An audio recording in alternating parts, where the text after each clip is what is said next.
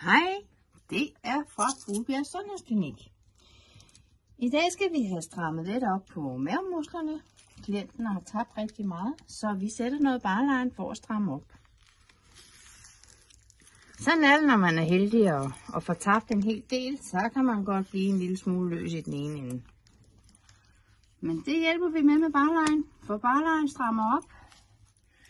Og en halv time med at ligge med barline svarer til, at du har været i motionscenteret i 2 timer at træne. Forskellen er bare, at her bliver du ikke super overanstrengt. Du kan godt blive en lille smule øm, selvfølgelig, hvis du får det hver dag. For det må man gerne, men du har det slet ikke på samme måde, som hvis du har overtrænet et fitnesscenter, fordi du virkelig gerne vil have strammet det hele op. Det er en behagelig og nem måde at dyrke sin motion på.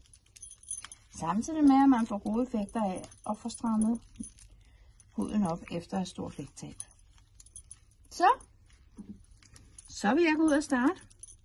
Kan I have en god dag alle sammen? Hej hej!